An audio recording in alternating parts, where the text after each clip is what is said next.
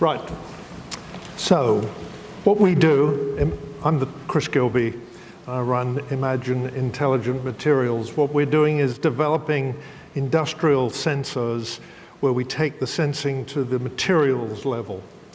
So our first product to market is a new solution for leak detection that is applied to geotextiles and used to reduce the risk of toxic leachate from coal seam gas getting into groundwater. That's the first installation that took place in May. This is the growth of coal seam gas in Queensland. It's exponential growth.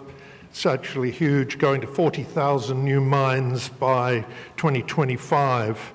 And that's just a small component of the $16 billion geotextiles market. So we've built a plant in Geelong that makes 10 tons of graphene a year. We've created a partnership with Geofabrics, the largest industrial textile manufacturer in Australia. Brendan from Geofabrics is here today. And we've also established a CRCP at Swinburne University for investigating graphene throughout the supply chain. That's a world first. Our business model is to utilize our brand, licensing, certification in conjunction with manufacturing in order to create a quality assured product, and to then, because we're creating using graphene to create the sensing, to be able to extract data and to be able to utilize that data for predictive analysis. So our view of the future is that we're going to create the largest sensors in the world, sensors that are 30, 50 hectares in size, and this will be part of the Internet of Things, what we think of as the Internet of Industrial Materials.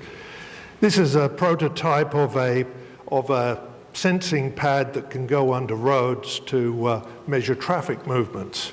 So, Internet of Things is going to be worth $14 trillion by 2025, according to McKinsey. The industrial part of that's going to be worth about $4 trillion, and it's growing, by the way, at double the rate of the other internet technologies. So we see ourselves being a global player in this. What do we need to do in order to realize all this? Well, we need to raise a lot more money. I raised $4 million so far this year, need to raise another 25 to 30 over the next year, which I believe we will do.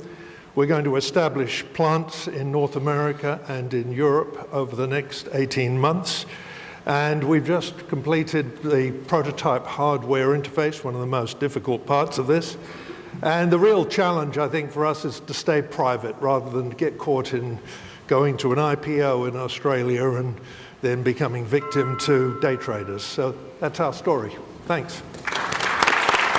Oh, and that's the team.